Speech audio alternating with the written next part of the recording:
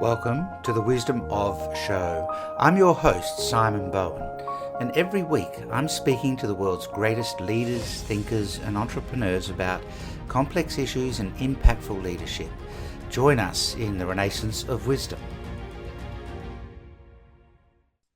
Well, my guest today in the Wisdom of is a friend and a global expert in a specific field of expertise that I don't know of anyone else who operates in that space. Cameron Herold. Now, Cameron's real first story, which was not his first story at all, but the one that he's probably known for that launched him into the world that he's in right now, was becoming the second in charge with Brian Scudamore of 1-800-GOT-JUNK, and taking that from 2 million to 106 million in about 6 years as the integrator, the person that executed the growth and scale of the business across many areas. But Cameron, that's not the first story. The first story, which is wild, is by age 18, you had 14 businesses. And at age 20, you had a franchise business with 12 employees. And at 21, had 14 employees. And then at age 35, joined 1-800-GOT-JUNK. You're also a multiple author, 6 books.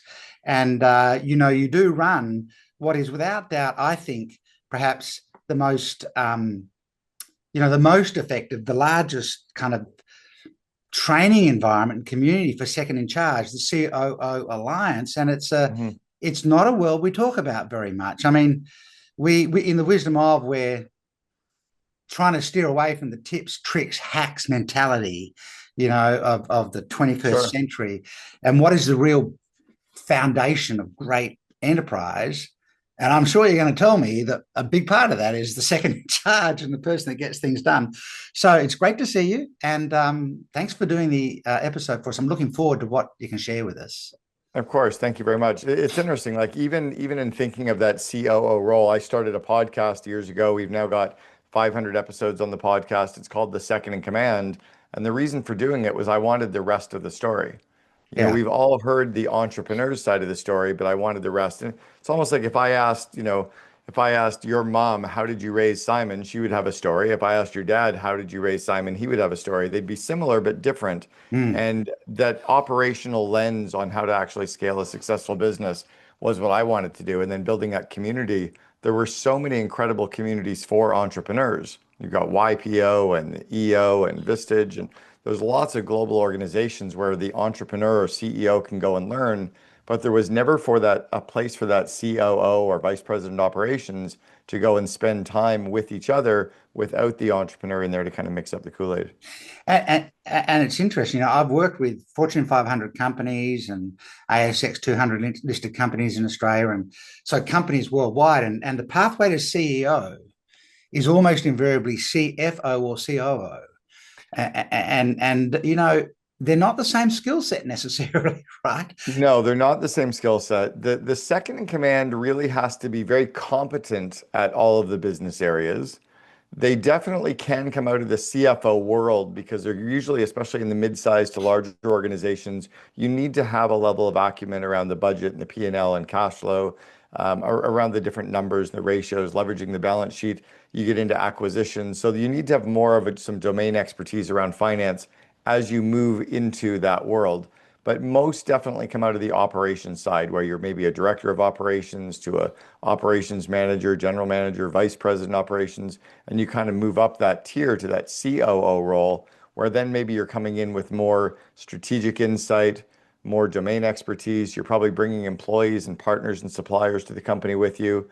And then you've also can operate with a level of autonomy where you can show up in the company and tell the CEO what needs to happen versus the CEO delegating everything to you, which is when you're more of a junior ops person.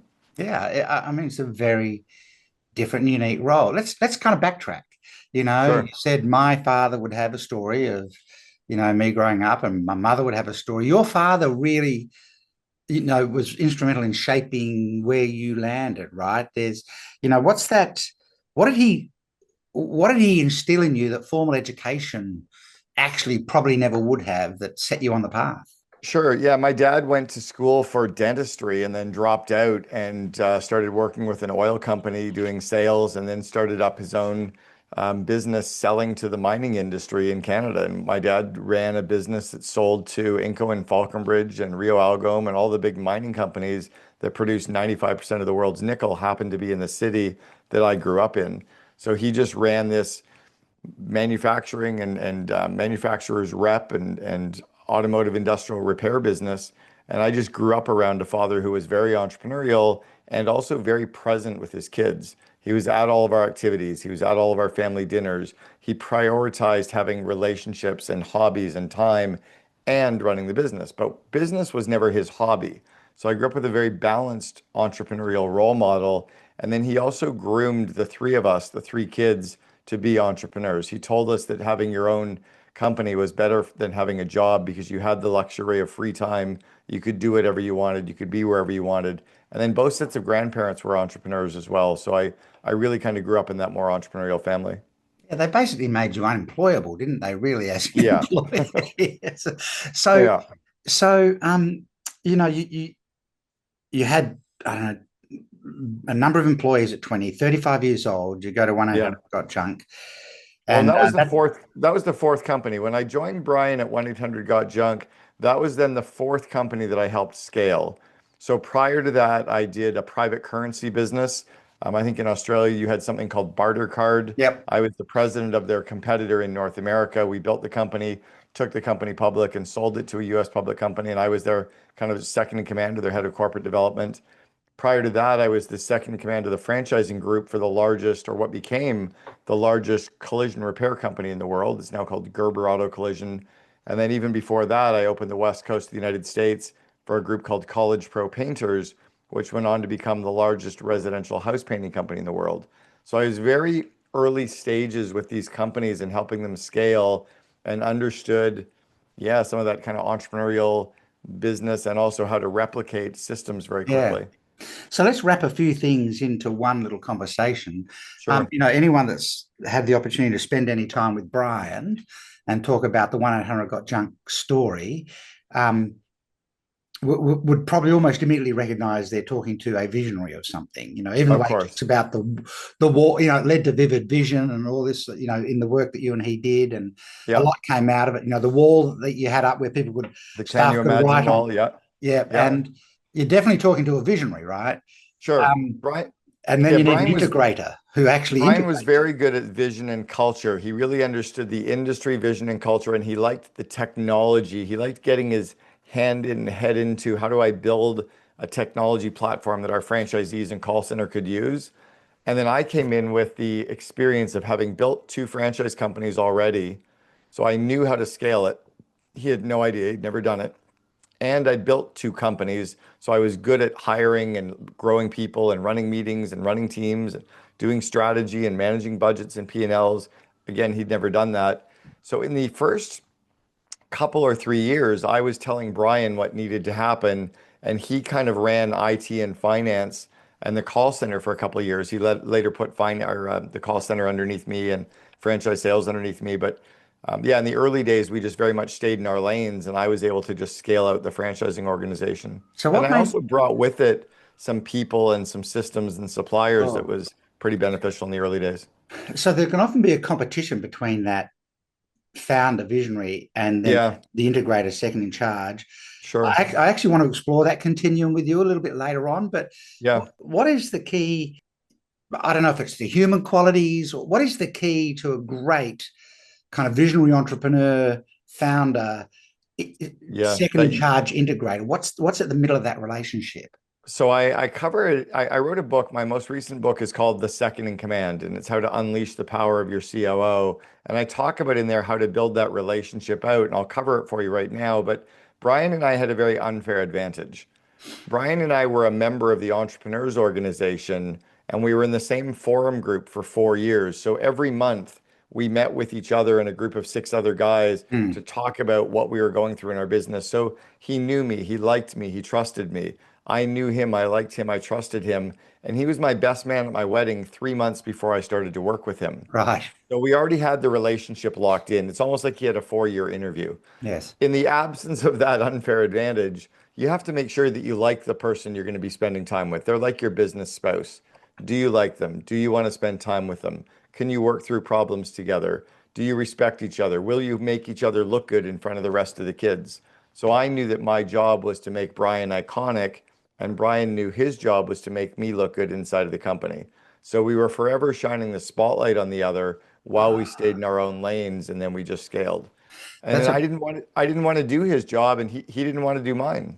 that's a really, really interesting distinction. The most successful companies do have a very visible external human face, Yeah. but they have to have a It's visible not internal always human the face. CEO though. No, And correct. it's yeah. That's so we noticed that actually when we started doing the Second Command podcast, for most companies, the CEO is the public face. But I'll give you an example of one that's very well known where the COO was the public face, as I was a very early stage public face of the company, a company called Shopify. Yep. And Harley Finkelstein, he was the first or second guest on my podcast, was the COO, but he was a very outward-facing business development, sales, marketing, PR, culture, whereas Tobias Luque was an inward-facing engineering product guy. Only in the last 5 years has Tobias really started talking to the outside world. Now they're a multi-billion. It's probably because he doesn't have the skill set to really scale it anymore. He's got to have something to do. So you may as well talk to the the Mm. investing world. But you do have to have that inward, outward, that yin and yang. And it's all about dividing up what are the things that the entrepreneur is really good at and what do they suck at? What are the things that the entrepreneur gets fired up, like gets energized working on, and what drains them of energy? And then can you find someone who loves to do the stuff that drains the CEO and that he's not good at? And that's the perfect match. And then you have to find the right person for the scale or the size that the company is. So their current COO at 1-800 Got Junk, Eric and I have been friends for 37 years. We actually started a fraternity together in Ottawa, Canada in 1987. I was president year one, he was president year two. Now he's been their COO for 14 years. He would have been a horrible COO for the first seven because he had never built a franchise company. He was not entrepreneurial. He didn't know what would need to happen. But he's been incredible to go from the 100 million to the 900 million because he is more of a mid-sized to enterprise level COO. Yeah. He knew how to scale it. Whereas for me, it was just getting way too big and complicated and complex. And, I'm much more entrepreneurial than he is. So even though we matched Brian, we needed to be there for the right stage of company too. Yeah. So what so what are the differences you see between the people that can scale versus the people that actually have a great company, but they can tend to stay small? Well, for the entrepreneur side or that visionary side, it's the ability to delegate, the ability to sell a vision and attract people to that vision, and then probably the ability to focus on the critical few things versus the distraction of the important many, Mm. right? So many entrepreneurs have attention deficit disorder, which is a superpower of theirs, but it can also be very crippling if they get so distracted with all the other opportunities and the latest fads and whatever book they're reading and whoever they've heard speaking can be very so the entrepreneur needs to be very good at focus and then Yeah. the hiring as I mentioned. Yeah. And so 1-800 Got Junk was 18 years ago. Yeah. I don't think you've been sitting on your hands between then and now. So It's just fill funny. in the space because I Sure. delivered that in the intro, but I'd like to kind of Yeah, let's kind of lay down the credibility for today's conversation by filling in the space. sure. I started coaching a number of real companies, typically 50 to 500 employees. I coached two companies in Australia that went on to rank as number one to work for in Australia. I coached two companies in the United States, one that went on to rank as number two in the United States on Glassdoor. On the same year, I coached the number 12 company. I coached two companies that went on to rank number one in Canada, number one in Cincinnati, number one in Florida. So I was really good at growing these culture companies. I got very well known for that. And then I started writing books because the Speakers Bureau said they could raise my speaking fee if I had a book. So I codified everything in my first book, Double Double, and that book started to take off and people wanted more information. So then I wrote Meetings Suck, Free PR, Vivid Vision. I co-authored The Miracle Morning for Entrepreneurs with Hal Elrod. And then I most recently wrote the book, The Second in Command. And I have my seventh book coming out around the grandmother's wisdoms, success, or what kind of I can't remember the damn title. It's all of grandmother's tales on how to grow a company. It's the grandmotherisms that help us scale. Right. So that book's going to be coming out in January. Which got to get the title down in my head. The then I've been paid to speak now. I've been paid to speak in 29 countries to groups of entrepreneurs. I've been paid to speak on every single continent, including Antarctica. Um, and then I started the COO Alliance around 8 or 9 years ago, and we've got COOs or second in commands from 17 countries that are a member of that mastermind community. Yeah, and so if you think about um, this taxonomy, actually, back up before I do that. This is like asking you which is your favorite child, but of the books, what one or two do you think have a message that's particularly relevant today in the way that businesses unfold today? Strangely, they're all very relevant today, which is weird because I wasn't ever in a space that was a trend. So my expertise is around scaling a company, dealing with all the people systems, putting systems in place to replicate and grow around culture. Like none of that stuff is being automated with AI or tech. In fact, there's one chapter of my very first book, Double Double, that I would say is irrelevant. It's the chapter I did on technology, but I wrote it 14 years ago now. I think the book I'm proudest of would probably be my newest one, The Second in Command, because it's very good content that hit a niche that really hadn't been covered. It's there to teach a company how to unleash the power of their COO and how to find one. If you've got one, how to build that better relationship and systems. I think it's probably my best book. But then Vivid Vision is the one I got really well known for. It's being Yeah, used all over the world. yeah. Do you think boards? Um, do you think boards uh, have enough focus on the second in command, or because boards are very focused on the CEO, the president, the principal leader. Do they understand the role of the second in command in the way that perhaps is necessary? No. What they tend to focus on is the head of engineering or IT, the head of marketing tends to be their focus, sometimes CFO, making sure they have the right financial controls in place because it's a compliance thing. Yeah. But I think if they truly understood the role of the second in command is to get all the stuff off the CEO's plate that is draining them of energy and that they're not good at, to then allow the company to really take off, they would probably work harder to ensure that they had that right second in command, that yin and yang partner in place. Yeah, I mean, listening to you talk about the relationship between the two, all of a sudden, the idea of a CEO going to the board to present everything about what's happening in the organization, the Yeah. CEO will often take the CFO with them, and in the annual general meetings to shareholders, it's often the CEO and the CFO presenting to them, but the action's happening through the Well, operations of the organization. it's funny that you even mentioned that. Like I used to write, or I actually designed what our board packets would be. I was the one that created what would go in the board packet so that our board would have proper prep. I helped pick our board members. And then I was at every single board of advisors meeting for the 6.5 years that I was there. And I was the only member of the leadership team that was probably at more than 2 meetings. And I think I was at probably 22 meetings. Mm. We started inviting some of the others in, but it was Brian and I were at that meeting as that real yin and yang of the business. Well, because business success and scale is vision and execution, Yeah, basically. and I needed to be the one who could actually show the board that we knew how to do it from an operational scale perspective. When Brian was there running culture and the IT side of things, I really was there as that right hand. Oh, that's interesting. If we talk about capital expenditure and access to capital, boards need to know that this can be done. Yeah. The boards need to know if we spend this money, this will happen. That's a really interesting perspective. I mean, it's you talk So about he would, so the CEO has to know what has to happen. The COO has to know how to make it happen. yeah, So as an example, the CEO has to know about, well, there's going to be AI tools coming in. The COO has to figure out which AI tools to bring in. The COO has to know about squeeze pages and landing pages and split testing. The COO has to know the people that can do that. So it's a partnership, a really yeah, strong, and that's why in every great company there always is a second in command of the CEO. yeah. So when you talk about the jigsaw of business, Hmm. as an analogy or kind of a paradigm, a metaphor, Yeah. and we're already talking about something that is pieces that need to come together. Just unpack that jigsaw of business metaphor for me. Sure. So I've always thought of a business like a jigsaw puzzle.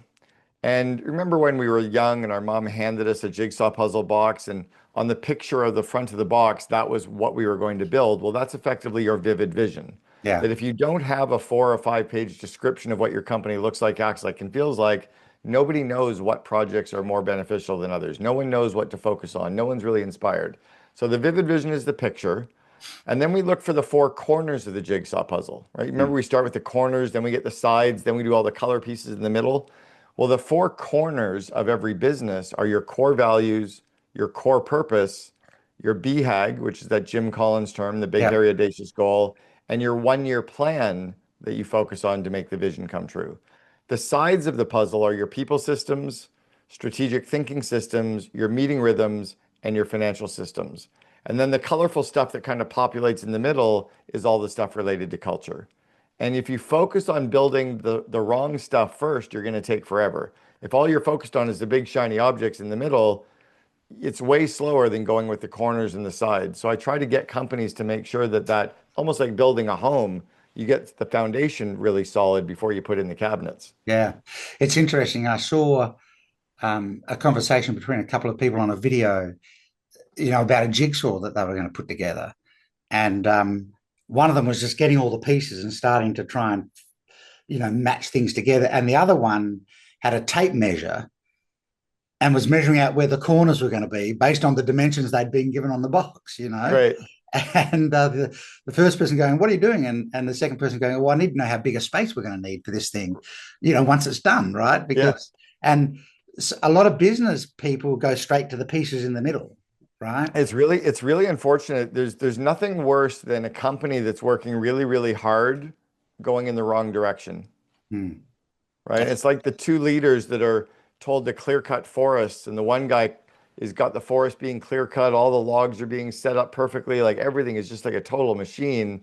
And the other guy climbs to the tallest tree and looks around and says, "Wow, we're in the wrong forest." Yeah, So and that's where the COO and CEO need to be in sync. The CEO needs to keep telling us where we're going, and the COO needs to keep saying how we're going to get there. yeah, yeah, absolutely. So the four sides were people systems Yeah. across the top. The strategic thinking systems, which are Yep, different than strategic planning, yep, and then the meeting rhythms, right? All the different types of meetings you run, and then your financial systems. yeah. And so, I know a core philosophy for you is about the power of the culture of the Mhm. organization, which I guess is a part of that people systems across the top. Can we? Well, it's the people systems, and it's also the alignment with core values and core purpose and the BHAG, right? Yeah, If your people come in and they don't already live the core values, you're going to be out of business, right? yeah, If they're not inspired with the core purpose of the organization, they don't understand why we exist. Like that start with why concept of Simon Sinek's. Simon was on our board of advisors 5 years before he wrote the book Start with Why. So we yeah. were obsessed with core purpose at an early age. So it's the alignment with the corners, but having the right people, as Jim Collins said, having the right people on the bus and getting rid of the underperforming toxic cultural cancers, getting them off the bus. So 1-800 got junk was kind of number two in Canada, I think, in terms of Yeah, we places people want to work in. yeah, we twice ranked #1 to work for in the province of British Columbia, and then second last year I was there, #2 in all of Canada to work for. So what are the key moves from a COO around culture that builds a company that people absolutely want to be in? I said at the very early stages, probably in the first month or two I started with Brian, that we had to build a little bit more than a business and a little bit less than a religion. We had to get in that zone of a cult so that we could attract people and retain people who would be inspired and driving 100 miles an hour and really working towards the goals. And you didn't have to manage them and hold them accountable. They were just perpetual motion machines.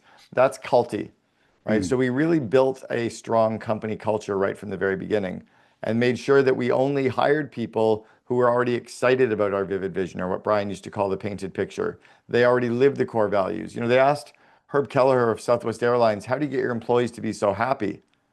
He said, "We hire happy people." So when you hire people who already live those core values, you don't have to train them to live the core values. That's what they show up with every day. yeah, yeah. That's who they are. And let's not lose sight of the fact that from most people's external view, 1-800 got junk is dealing with um, Garbage. garbage, right? Yeah. And but then the story is obviously bigger than that. Yeah, so Um, I learned culture at the house painting company, College Pro Painters. yeah. We've heard things like it's as boring as watching paint dry. Well, we created a cult in the house painting industry. We hired students with Mm, good energy who are in the fraternities and playing on sports teams, and we put a brand on their back, and we made them proud to work with us, and we put prizes and incentives in place, and we treated them like humans, and we didn't treat it like a blue collar job. yeah. So they cared. And then we gave a shit about them. Like when you really care about your employees, not just their dog's name or their birthday, but when you actually know them, when you actually like them, when you actually care about their problems and their home life and their fears, they'll go through brick walls for you because they've never been cared for like that before by anyone. Yeah, it's fascinating. There's a fellow in Australia that opens and runs bars for the bars, restaurants, and that sort of thing for the first 2 years for a group. And by the time he's done with them, at the end of the 2 years, they're pumping, people are coming, they're full, etc., etc. And I got the chance to talk to him about it at one of these venues, and everything he spoke about was who he hires Sure. and what they turn them into. And he said the best cocktail bar people are engineering and science students at uni, Mm. because they're in that fun stage of life and they love Right. They want to make recipes something and mucking around. special. Yeah, it's like chemists Yeah. mucking around with things. So they're outgoing, and and he said they're inventing cocktails all the time and they learn really fast. Yeah. Not, and so that's all he recruits. It's all about hire the right people. Well, and We so many entrepreneurs have had no training on how to do a proper job interview and how to onboard someone and how to train them and how to coach them, how to develop them, how to delegate to them. So we have these entrepreneurs that are at best hiring B or C people, and then they're managing them and trying to hold them accountable. They're doing it all wrong. mm, It'd be like somebody showing up and trying to play cricket and not knowing how to hold the bat and what the wicket is, and like it'd just be a disaster. yeah. Well, yeah, but we do that in so many arenas, right? People have children, but no one's ever had parenting lessons, for It's example. horrible. It should be criminal. So we'll talk a little bit about how do you actually find and hire the right COO, but you talk about the taxonomy of a COO, and I want to dive into a discussion about there's a continuum that exists between the person that starts something, let's call that the founder, and then the person who executes it, and we'll call that the COO. And it's rare in my experience. I've had a lot of experience with this in the mining industry, right, where the frontier kind of explorer who finds potentially an ore body and gets some assay work done and some initial kind of profiling of the size of the ore body is almost never. In fact, I've never met that person who could be this person and who Yeah. could build a company. And it occurred to me that this person's building a company backwards and this person's building an opportunity forward. And there's a point where one doesn't carry through to the other. And I'd love to kind of have you unpack this for me and also bring up some of the taxonomy of the second in charge. Sure. So first off, it's critical for the COO to really be clear on what the entrepreneur or founder wants to build. Right? Mm, What's the vision for the company? Where are we going? Why are we doing this? What's our corporate, like really understanding the core purpose and the BHAG and the vision. Because if they know what's being built, they can figure out how to make it, how to build it, and who can help them build it. yep. No different than a homeowner who wants to build their dream home, but they don't even know how to hold a hammer. Yeah. As long as they can explain what the home looks like to a contractor, the contractor can create the blueprints and plans, can give the blueprints and plans to the employees. The employees will build the dream home without ever speaking to the homeowner. Yeah. So the COO's job is to be very clear on what's being built and to make sure that they have the skills and the money and the time to actually make that come true. Yeah. The entrepreneur's job is to get out of their own way, to get out Right. of their own way. Because often the entrepreneur meddles and works on the business because they always have, or they're bored and they don't know what else to do. I was coaching a CEO in one of my group coaching calls, and he said that his company was going so well, he feels like he needs to break some stuff. I'm like, no, don't. Well, let's give you a couple of core projects to continue the growth, but just because you're bored doesn't mean you should go in there and just muddle around. Is there a point? I'm not intending these numbers to represent anything other than allowing us to Sure. divide that up. So one isn't worse than 10. It's just a way for me to create a point of reference on the scale. Is there a have you had any experience where, and I know I'm dropping this on you without notice, No, I it can, kind of I went, know where you're going with this. I can yeah, speak to this. yeah, So I call it the ones and threes. yep, That every time the company goes from a one to a three to a one, so from one employee to three employees to 10 employees to 30 employees, right, 100 employees, 300 employees, 1,000, there's an inflection point or a change. Or yeah, 100,000 in revenue to 300,000 to a million to 3 million, et cetera. When the founder starts the company, they're just doing a bunch of stuff. And then they hire a couple people to help them. yeah, They get to about, that's when they get to three. When you get to 10 employees, they usually have their first manager, their first person who's managing a bunch of people for them. That's kind of their de facto earliest second in command. It's not a COO, but it's somebody who's managing a bunch of people for them. yeah, When they get to 30 employees, they have a management team. So the CEO is typically managing 4 or 5 people, and all those people run the whole business. yeah, When you get to 100 employees, you're starting to hire your first leadership team of people that have actually built companies before. And then when you get to the 300, you have a seasoned team of people with a virtual bench, and almost all the right people have done what you need them to do. But in the early stage, it's a lot of the jack of all trades, master of none, right? We hire people with good work ethic, good attitude, good problem solving skills, and we give them stuff to do until we can afford to hire some of the experts who can really do. yeah. So we're really talking about potentially a line through here that said, an entrepreneur, a founder can get to that. I've got a few people around me now. I've got a company of 30 and maybe a leadership team, but really that execution is critical.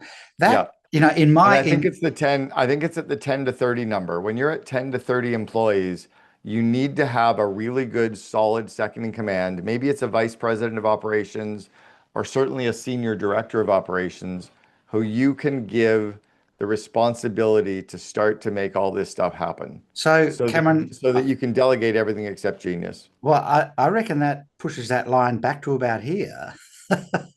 when that's when just Yeah. using that rough scale, this is rough math, right? But Yeah, and that's this is the transition point. it's easier for a founder to stay a founder of a company if they can delegate faster. Yeah, It's harder for them to stay the CEO founder if they keep trying to run the business that they don't have any business trying to run. They don't have the skill set. They've never run teams. They've never run teams of teams. They've never used matrix decision making. They don't know how to run a P&L and L and a balance sheet. Or they have the theory from business school, but they've never done it. I'd rather hire people that have done it before. yeah. So a delegation at the 3 to 4 mark equals speed of Correct. scale, basically. Correct. Interesting. So, what is it when you talk about this taxonomy of the COO, is it this interaction between the founder and this 1 to 3 to 10 to 30, those break points? Yeah, I think it's the understanding that they need to delegate everything except genius. They need to hire people that are better than them that can do this stuff. And they need to be really, really good at continually communicating the vision of where we're going and then finding a couple of things that they can do that are big needle movers. Maybe it's recruiting someone. Maybe it's getting bank financing in place. Maybe Yeah. it's spreading the story.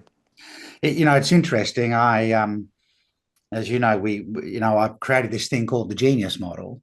And why did I do that? Because founders do need to delegate this idea of someone's got to build the company, and it's generally not the founder, right?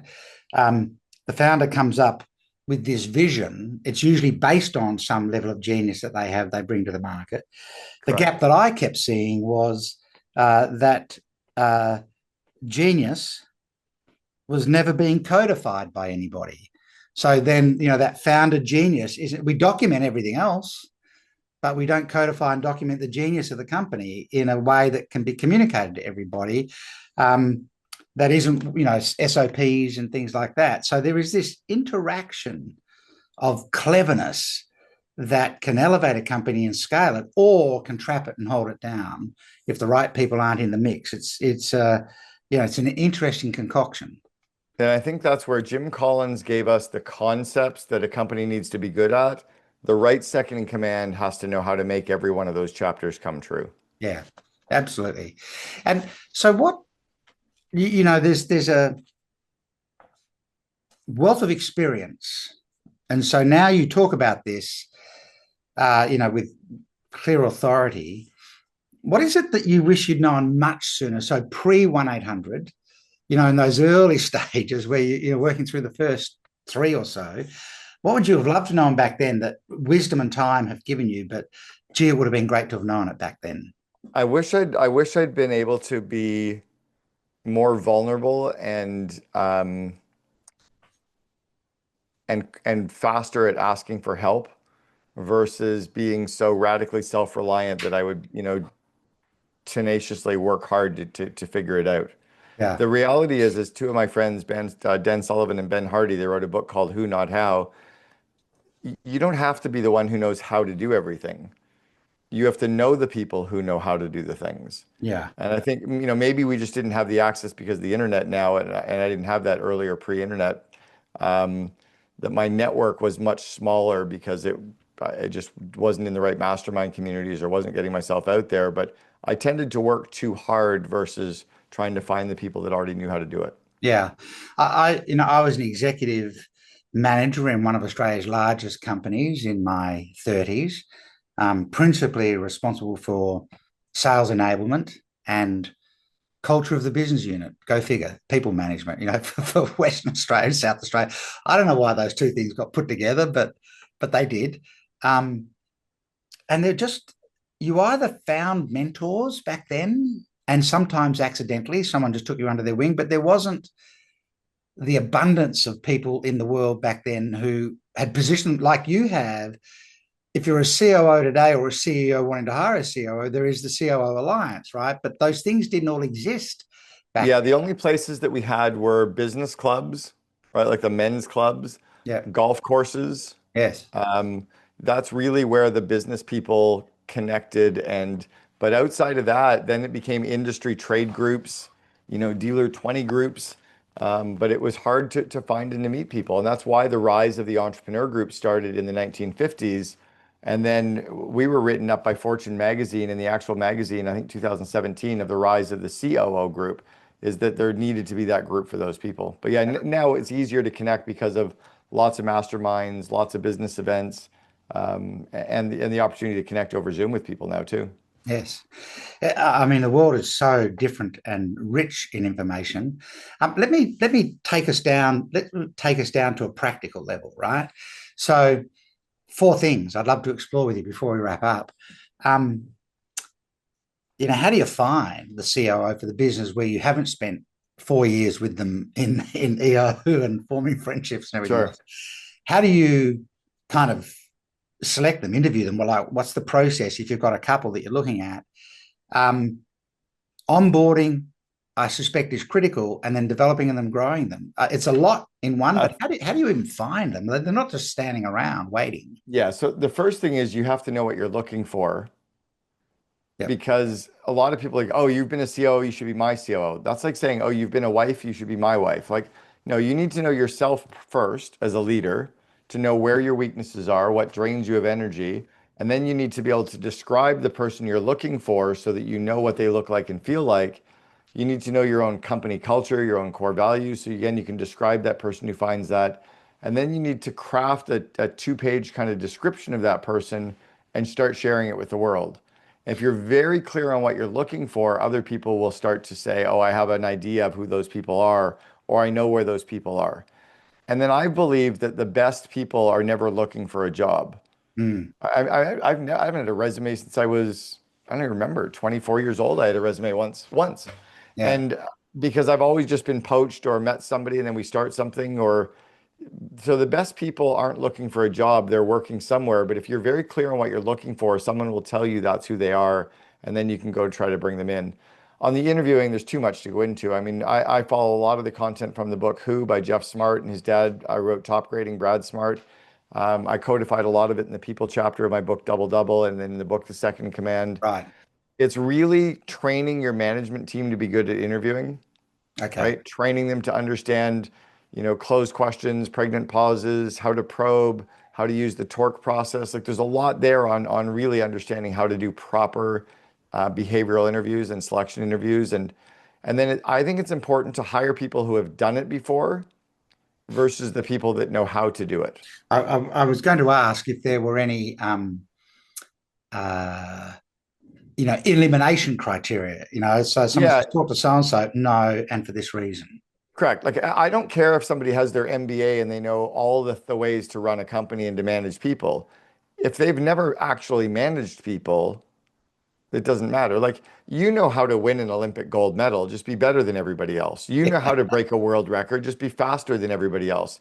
You even probably know how to do all four swimming strokes of breaststroke and front crawl, like, but you would probably drown in a race. Yeah. So do I want to hire you because you know how to do it, or do I want to hire the guy or the woman who won the Olympic gold and broke world records and competed in individual and team results? Or, So correct. So or maybe more importantly, hire the person that coached four people to Olympic gold medals. sure. Yeah. So the reality is, if you don't know what you're looking for, that's the problem to start with. And then secondly, if you don't know how to find it and you don't know how to run proper interviews, the candidates are going to make themselves look good. Not because they're lying, but because you're probably sloppy at interviewing. Yeah. Can I just unpack for a second? I'm very familiar with vivid vision, Yeah. and a key principle of that is, you know, it's almost like a longhand assignment about what you want the company to be and the vision of the company and everything else. And then you just said, write out 2 pages of what you're looking for in the role. There seems to be a process that you have about Yeah. a lot of I stuff. kind of follow. Well, it's like the Cheshire Cat it said from Alice in Wonderland. If you don't know where you're going, any road will take you there. Yeah. So if I'm not clear what I'm looking for, then how am I going to know when I find it? But if I'm clear what I'm looking for, when I bump into it, it'll be so obvious. Yeah. And the wrong ones or the ones that are close, they're not going to be close enough. I'll be like, yeah, they're close, but they're not the one. But I guess what I'm asking is, even through the vivid vision work, have there been any? There's obviously some deeper psychological process that someone goes through when they're being asked, instead of writing a vision statement, You're right. I want you to It write a doesn't whole work. vivid vision, a long form description, or So two let me pages of let what I me want. yeah, I'll explain what the vivid vision looks like for the company. It's almost as if you traveled out into a time machine 3 years from now, and it was December 31st, 2028, and you walked around your company. You described the culture, the office environment, the hybrid workforce, how people worked over Zoom. You described the meeting rhythms, the culture of the leadership team, how people communicated. You talked about how sales worked and how operations worked and how IT worked. You talked about the use of metrics and dashboards, what your employees are writing about you on Indeed and Glassdoor. And you end up with kind of paragraphs describing each of those areas. It becomes a 4 or 5 page description of what your company looks like, acts like, and feels like 3 years in the future, but it's not the plan of how you made it come true. Mm. It's just the description of what it looks like. Now your team can sit down and read that and they can reverse engineer every sentence and they can figure out what they need to do to make that sentence come true. What do they need to do to make this sentence come true?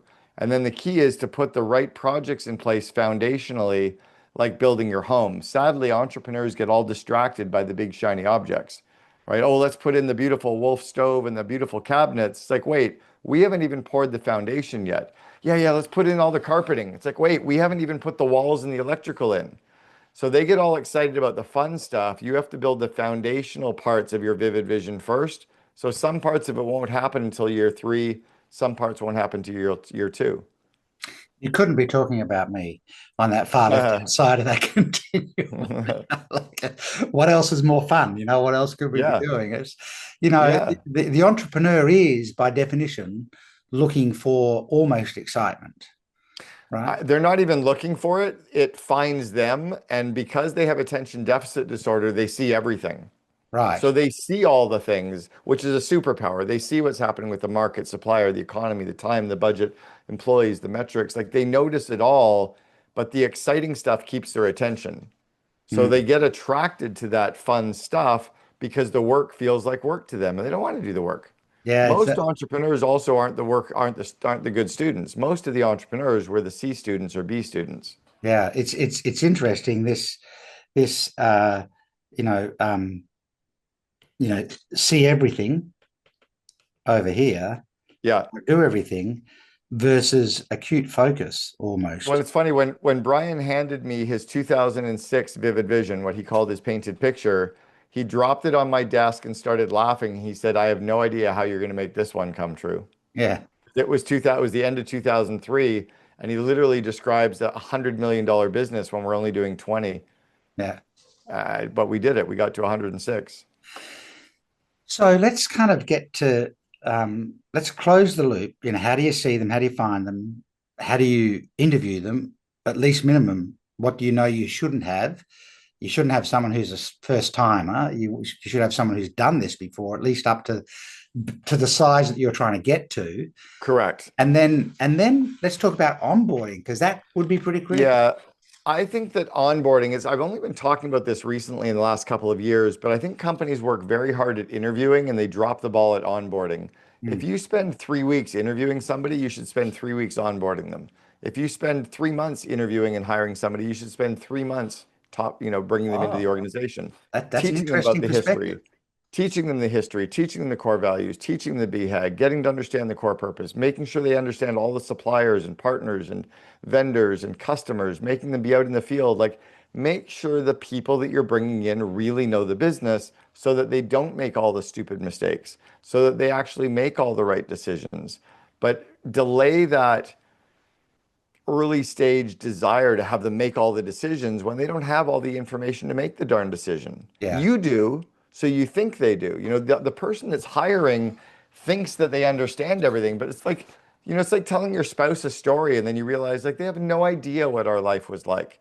I can tell my wife all of the things about my growing up, but but she didn't go to the school. She wasn't at like I tell her the one story about the school and I expect her to know what all my friends are like, but I was with them for 5 years. yeah. You know, the bit that we always leave out when we communicate complex things is the context. And Yeah. the thing that matters most for senior leaders is context. Like, why is Well, this like it is? You know? and that's a problem that entrepreneurs often have when they delegate projects is they delegate it to somebody really quickly because their brain's full. They need to get out of their head, but they forget that they've been thinking about it for 6 days and Correct. they give somebody the download in a minute and a half and they go, "Can you run with it?" No, they Yeah. can't run with it. Yeah. Yeah. We delegate the concepts to people, which basically is here's the problem and I want to solve it. This is what I think it actually looks like. You know, we've almost given them the solution. The context is why does that problem even matter? You know, why did we end up with these suppliers we've ended up with? Why did we end up with the people that we've got? What, you know, and so that I love the idea of if you spent 3 weeks um interviewing and recruiting, spent 3 weeks onboarding, 3 months, 3 months. I love that simple little Yeah, kind of equation. It's a fascinating thing to think about, and almost everybody would undercook the onboarding against that simple test. completely. And this goes for anybody in the organization. Give them more time to integrate them into your cult, right? And then that culture is what's going to help the momentum. Perfect. You know, Cameron, we could talk about this all day because it's such a critical part of business success and scale, which you know Mm. so many people are in pursuit of. But you know, scale is not an extension of vision. Scale is a function of building company, and you know the two ends of the continuum kind of have to come together. And interestingly enough, it might be true with our rough maths that the vision doesn't take you anywhere near as far along that continuum as you need to get in order to be able to really achieve scale. So, Well, you think about, Thomas Edison, who invented the light bulb, said vision without execution is hallucination, yeah, absolutely. right? That's the entrepreneur without the COO is hallucinating as well. that's a fantastic place to finish that. I'd love to ask 2 or 3 quick questions Okay. just for people to get a bit more about Cameron, and then we'll wrap up. You've written 6 books. You've got the 7th on the way, January in 26. You're obviously a book person. What's one of the recent books you've read and really loved, and why? I read a book called Insanely Simple about Apple, and it was all of the principles around simplicity that Steve Jobs ensured were deeply ingrained in the culture at Apple. And I think those systems are very easy to put into place in any company of any size. So I think that would be one that I would recommend people read. Fantastic. And just you know, I you're you're in the world of execution, and Mhm. so you're in the world of skill and doing things. If you could master any skill at all that you don't currently have, and you didn't have to practice it, like click my fingers and you've got it. What skill would you love to master? The ability to control my emotions. With the ability to regulate my emotions a little bit more, to respond versus react, and to ask questions before I respond. Fantastic. A deep response, where others might say, play a musical instrument or whatever. It's a response I would have expected from you, or in the field that I would have expected from you. I want to thank you for giving us Of this course. time. Obviously, I'm really familiar with your work, and we know each other. But for those that have not come across your work in the COO Alliance and they're wanting to scale their companies, they really need to be thinking about the second in charge. And where do you find them? More importantly, how do you properly support them, and then have them become a driving force inside the company? The key to that is developing kind of the leadership and management capability of the organisation through that second in charge. And it's an important field of work. Cameron, thank you for giving us this time and addressing a topic that just isn't talked about as much as it should be, or at the depth that you're able to bring it. So thank you so much for giving us Simon, you're this so time. welcome. Thanks for having me. Thank you.